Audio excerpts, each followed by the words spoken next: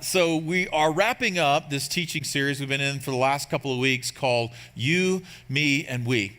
And honestly, it's about how we live life together in marriage. It's about friendship and being better together. And I realize that in this room that there are a lot of us who are married.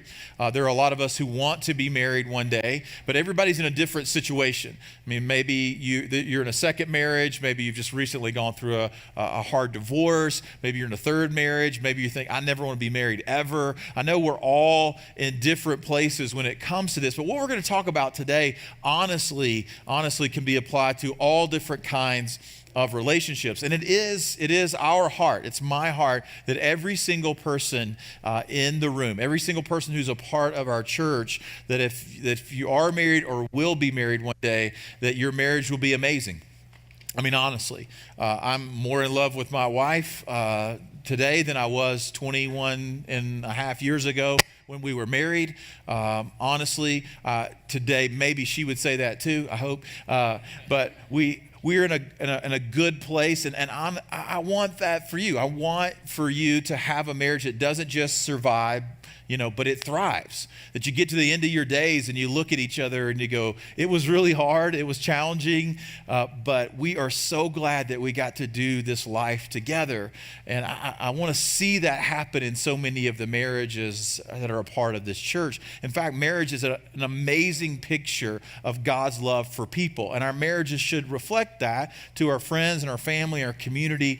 Wow, that's what true love is. But honestly, marriage is difficult and it's challenging. And if we read any of the statistics, we know that it doesn't look great for marriage in our culture. Depending upon what statistics you read, it's 35% to 50% of all marriages end in divorce, that's not good odds. Like if I told you today, hey, there's a 35 to 50% chance today that your lunch has poison in it, you probably just say, no thanks, I'm going to fast from lunch. Or if I said, hey, there's a 50% chance on the way home that you're going to die in a car accident, you'd say, no thanks, I'll just walk. And it's amazing how we accept statistics like that when it comes to our relationships. When it comes to our marriage, we just say, hey, that's just part of it. And I don't think it has to be. I don't think God intended that to happen. Now, listen, there's a couple ground rules every time we do a relationship series, and you could apply this honestly to any of the teaching series that we ever do here at Journey. But the first one is to listen for yourself. Listen for yourself. No elbowing, no poking, no staring at them, no passive aggressive. He's talking about you. Which, by the way, none of your spouses emailed me and said, "Could you please talk about this?" So sometimes people think that, hey, did she tell you to say this? No, the Lord did. So listen for yourself. You can't fix anybody but you.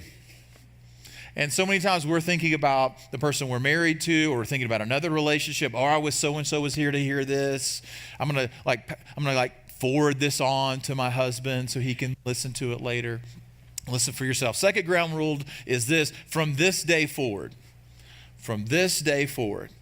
And we all came in today, and honestly, if you peel back any of the layers, we're all a mess. We all have challenges. None of us are perfect. And so we should, every time we hear a sermon, or every time we hear especially a relationship sermon, you should say, from this day forward. Because God is making all things new. And as long as you have a pulse, you have a purpose. As long as you're still married, God's got work to do in that. Don't go back in time. Think about from this day forward. The Bible says that Jesus came preaching grace and truth, and that order is important. He came to us preaching grace, saying, I love you just the way you are, but then he gave us the truth and said, hey, I love you too much to let you stay that way. I want to give you steps along the way. When Jesus met the woman who was caught in adultery, he said to her, woman, who condemns you? And she said, no one. He says, neither do I condemn you. And then he said, now go and sin no more. You see, it's grace and truth. So if you hear these things, sometimes they're difficult and challenging, but think from right now, from this day forward, with God's help. When you came in today, you received a bulletin. Inside that bulletin is a little place for you to take notes. Write some things down, encourage you to do that. Even if you're not a note-taking kind of person, go ahead and take some notes.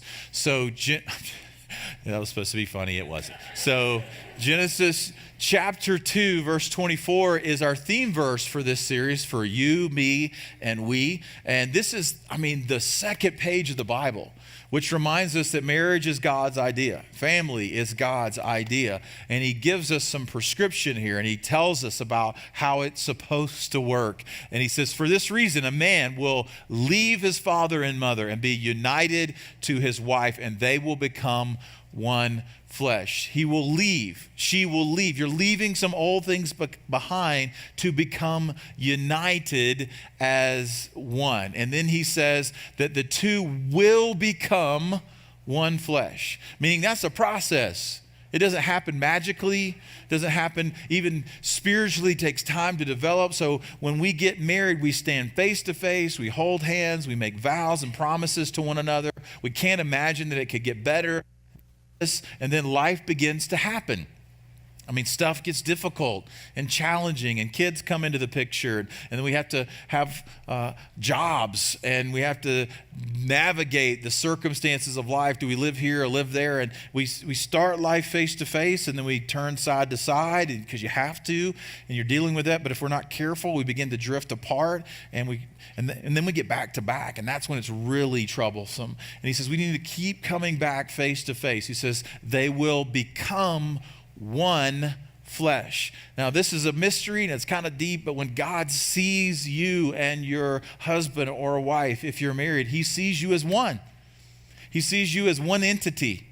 And what's good for you is good for them, and what's good for them is good for you. You are connected, intertwined, like at a soul level.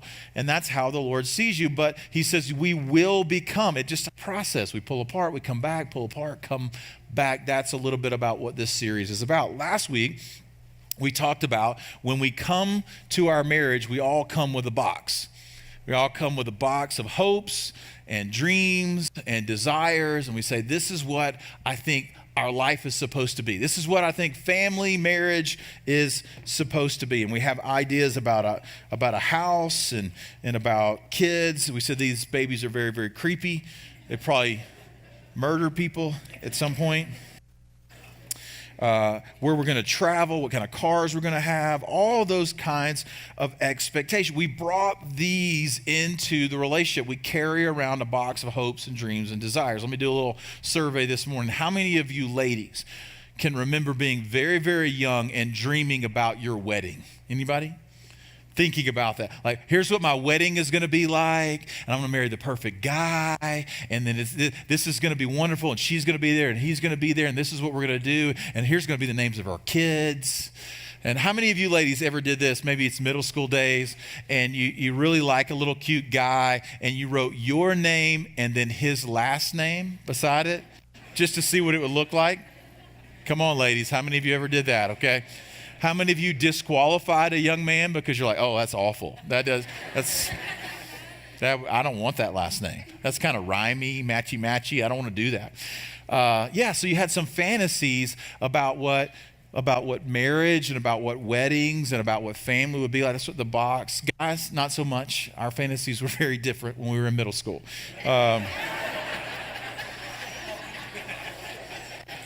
You were dreaming about something else, and you put that in your box. You thought, when we get married, it'll be all the time, a couple times a day maybe, and now you're still dreaming. Right? Whew. So, I want to give you something. Am I preaching truth, men? Like, that's different than I thought it would be. So, we all bring our box to the wedding, right?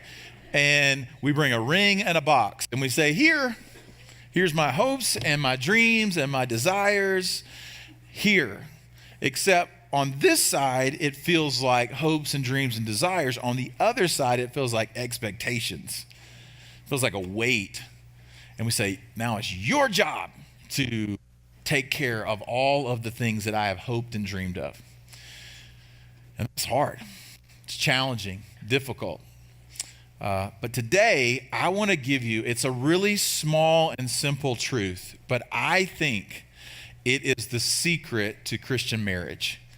And I'm going to kind of put that on top of it, that it's the secret of what it looks like to follow Jesus and be married together. I think it's the one key piece that everything else begins to fall in place around in so many different areas. And I just titled it, It's Mutual.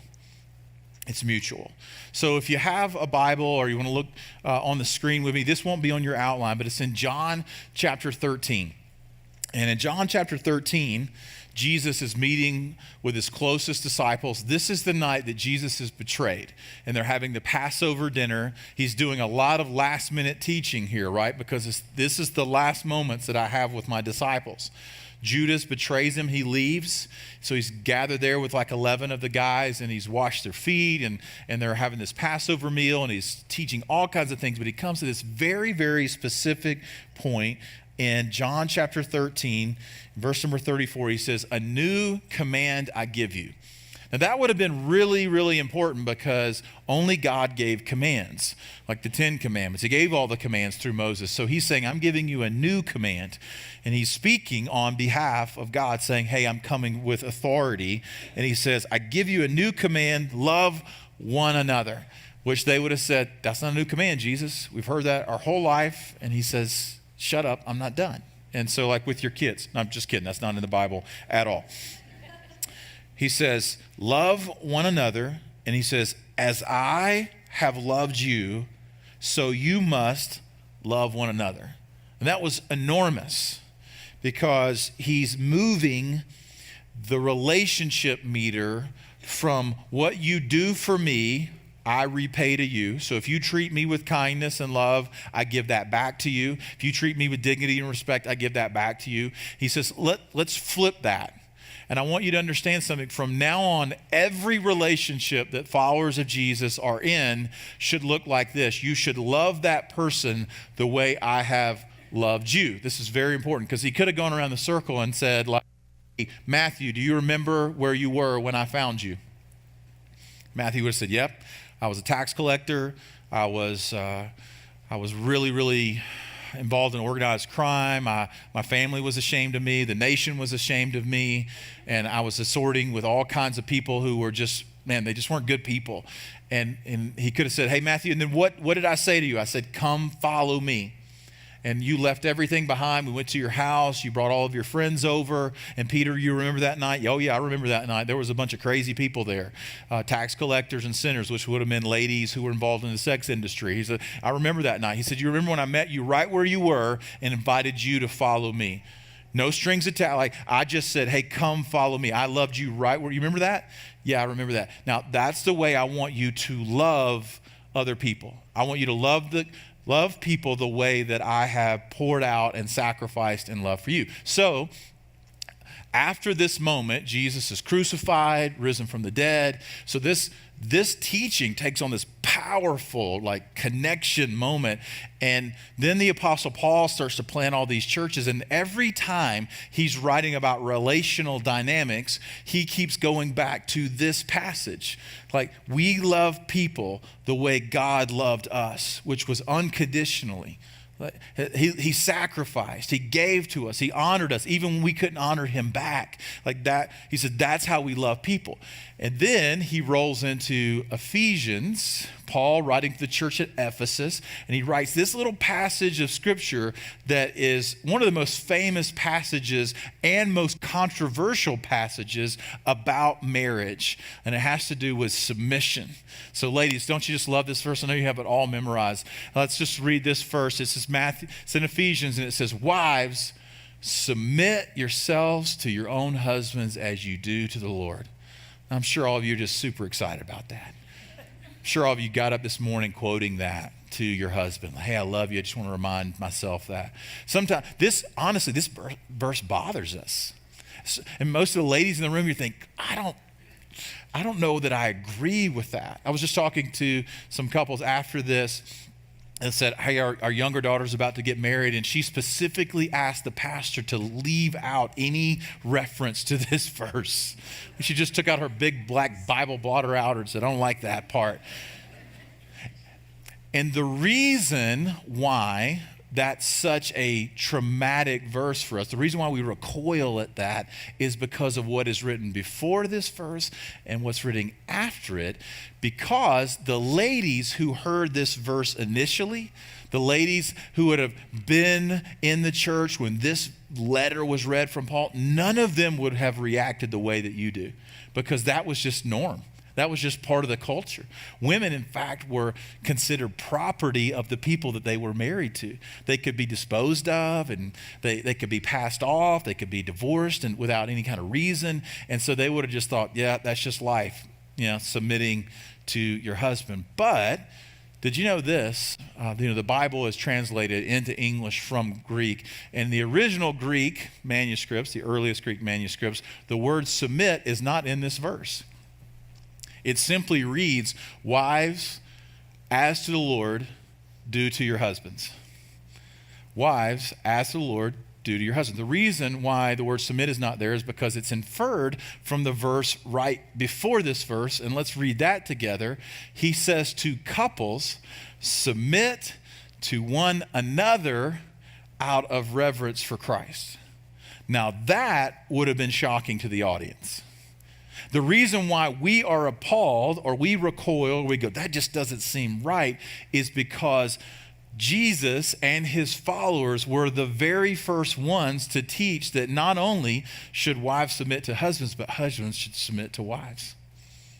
The reason why we in our culture go, that just doesn't seem right, is because the followers of Jesus started an entire new movement about what marriage should be like.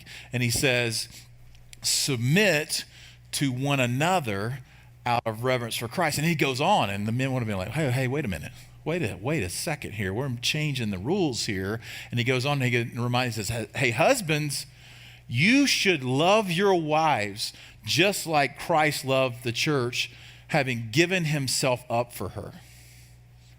So we always want to pull the trump card and go, yeah, doesn't the Bible say that women should submit to their husbands? Yeah, but the connection to that for us men is that we should love them the way Christ loves the church, which quite honestly is incredibly hard. And to love them and say, hey, I will lay down my life for you. I will give in. I will put your interests first. I will love you right where you are through the hardest of times. I will love you the way Jesus loved you. Back and forth. He goes on to say, hey, husbands, just like you ought to love your wives the way you love your own bodies. Like, you should love them the way you love yourself, which means you should esteem. This was radical new teaching. This was, for an audience, it shook up everything about how we are to treat one another in relationships. And here's the bottom line of what he's trying to say. He's trying to say, you before me equals a really good we. That if both parties on either side say it's mutual, and both parties keep going back and forth and saying, no, you before me. No, you before me. I want to love you the way that God has loved me. So if you don't know what to say or do, think about how Jesus loved you. That wasn't supposed to rhyme, but it did. So just reflect on that for a moment, guys. If you are a follower of Jesus, think about where did God find you? What kind of grace has he given you? How has he gone above and beyond to love and serve you? I owe Jesus everything and he owes me nothing. I owe him my life. I owe him my eternity. He owes me. He says the same dynamic that you have in serving in me, like do that in marriage, because you before me equals a really good we. Back and forth. And when you find couples that have a healthy, strong, loving relationship, they will say it's been difficult and challenging, but what you will find in the middle of that, in the core of that, is this mutual letting go. this mutual serving and loving one another back and forth. No, you. No, you. No, you go first. No, you go first. No, you go first. And then we say, that's really, really hard. That is almost impossible. That's right, without God's help. But listen, this is so important. It's not in your notes, but I want you to write it down. Choices lead and feelings follow. Did you know that the word promise comes from the Latin word promeritus, which means future commitment? When you stand in front of your spouse and you make a vow, a promise, you don't need the promise on that day because you're in love. You can't wait to be somewhere else doing other things. Like you don't need the promise to have and to hold, rich or poor, sickness, and you need the promise later. And so in the middle of when I don't feel like it, that's when I need the commitment to say, no, you before me. You before me. Listen, this is the big idea. If you don't remember anything else that I say today, is that the best marriages are mutual submission contests. Back and forth, back and forth. One of the questions we should ask is, am I easy to submit to? Am I easy to follow? Am I easy to trust? When we throw a verse like this up onto the screen, especially for ladies, when we throw a verse up like, hey, we should submit, lean into, say, you go first, honor your husbands as you would to the Lord, our first thoughts immediately go to the man that you can't do that with. The first thoughts go to, well, what about this person who, and you fill in the blank. And listen, this is so important, ladies. I took a survey of all of the men that are difficult to follow or submit to, and it came back 100%.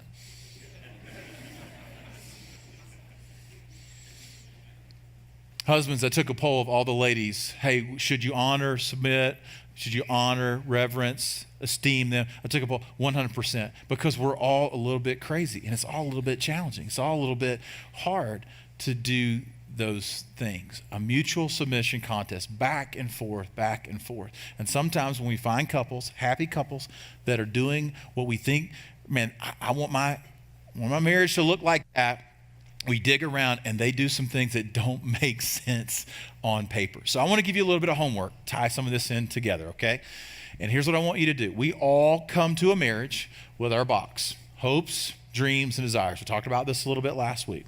And so here's what I want you to do. If you are married or dating someone seriously in the room, living with somebody, listen, I want you to ask that person, what's in your box? What's in your box? Because that will become an expectation for you. What's in your box? Now, ladies, I want to help you out. Now, a lot of you could say, yeah, I have a perfectly defined idea of what's in my box. I actually have a spreadsheet that I would love to share with him. But sometime this week, I want you to look over at your partner, your friend, your spouse, and say, what's in your box? Now, ladies, I want to give you a heads up. You're going to ask your guy this, and he's going to say, I don't know. In fact, right now, he's thinking, why did I come to church today? Because she's going to ask me what's in my box. I just wish you'd get in this box with me, and so I don't know. But listen, guys, I'm giving you fair warning. You have a box because you have expectations about how things are going to be in big ways and small ways. And so then you're going to expect that she responds to that. And so the best thing you can do is to think about that a little bit. How do I want this to go? And sometimes it's really, really big things about big decisions in life, and sometimes it's really small things. My daughter is about to turn 16. And so over this weekend, we kind of surprised her with a new truck. She's wanted this little truck since she was really, really little girl. And so she saved a whole bunch of money, and we helped her out, matched that, and we surprised her. And so she was getting home late on Friday night. So we parked the truck up here at the church because we could do that because I know people here. And so Saturday we get it, we bring it into the driveway. And I have this like expectation about what that's going to go like. My wife has an expectation about what that's going to go like. And so we're going to film it because that's what parents do. You know, you got your iPhone out, and then and I was going to film it, and then Amy's on the porch, and she's like, don't get me in it because I haven't gotten fit. I just went to work out. I'm like, well, you get over here, and I'll open the door, and I'll get the, and so we're going back and forth. It's getting a little heated. It's supposed to be a wonderful moment, and it's not. And so I open the door, give her the key. She comes out. My wife films it. Later on, we're watching the video. I'm mad at her because I don't think she filmed it right. She's like, well, maybe I should just take a film class. You know, so we were just back and forth. And so I ruined a moment because I had an expectation and she had an expectation. And then for the rest of the night, we had intense Christian fellowship about this moment, which meant we didn't talk to each other very much. And I had to say I was sorry. I'm so sorry I built up this. You know. What's in your box? Because there will always be this tension back and forth. I want to illustrate this a little bit. I'm going to ask my wife to come up here. She's going to help me today. Everybody give my wife a big hand as she comes up. So she hates to be on stage. She's been on stage like 3 times in the whole time we've been here. And but I said, would you do this with me? And she said, yes, because I love you. So in every marriage, every relationship, there's this tug of war. And there's this tension back and forth, right? Between I want it this way, you want it that way, I have expectations. So you're getting a big inside look at the Priest marriage. So I married a very strong, confident woman who knows what she wants. And so we ask the question, what's in our box? Because there's always this tension. And when you're in the middle of this tension, followers of Jesus in the Christian marriage continually go back and forth, but remember, it's a mutual submission contest. It's a who's going to drop their rope first. It's who's going to say, no, you go first. You before me. You before me. And quite honestly, in most marriages, there's somebody who normally drops the rope first, right? But the problem with that is that sometimes you think, I drop my rope all the time. You always get your way. You always pull to your side. And if I drop my rope, there's fear in that. But this is what like a great marriage looks like. And sometimes it's like, I'm going to drop my rope first. And then we look at each other and go, okay, ready? 1, we're both going to drop. This is 1, 2. And she doesn't drop, you know, you're like, oh no, man, this, and back and forth and back and forth. But it's a fight for every single one of us to eventually like drop the rope. You notice she did it after. Thank you, babe. So, yeah.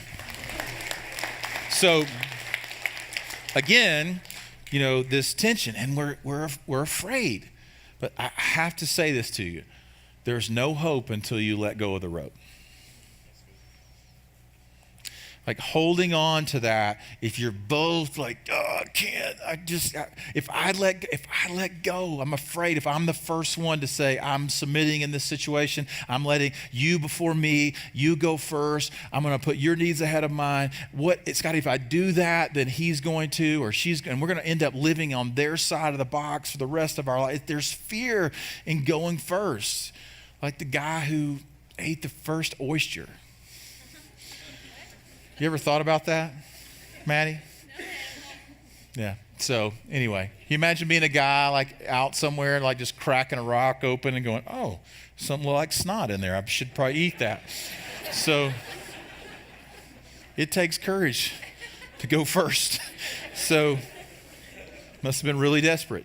Very hungry. That was a lot funnier in the first service. Sorry. But you see it, like there's no hope until you let go of the rope. And the best marriages are when both sides can let go. No, you first. No, you first. No, what do you want? I don't mean being a doormat. I don't mean not sharing what you think about it. In fact, honestly, that when my wife and I are standing up here, that's a much more realistic expectation of like what our day-to-day life is like. It's one of us drops and the other comes around and goes, "You're right." And they drop their rope too. Sometimes I drop first, sometimes she drops first, sometimes it's a back and forth. It's a we will become one. It's a mutual submission contest. Happy couples put each other first. I'm telling you, every other thing that you can talk about in any marriage book, any technique, any strategy, anything else that we could do another 6 weeks on marriage, it all comes back to this. It all comes back to know you. And when both people in the relationship can go back and forth, you before me, it makes a really, really great we. Let's pray together. Band's going to come, we'll sing a last song, and maybe you're here today and you go, man, we are in the tug of war. And that's a picture of what our relationship looks like. Just back and forth. And maybe you would say, I just need help with that because I feel like we're living in that tension. Maybe you just say a really simple prayer like this. Jesus, would you please help me to love my spouse the way that you have loved me? Would you please let me drop the rope in just some little areas this week to say, no, what do you want? No, what do you want? No, you go first. Please help me to do that this week and see what happens.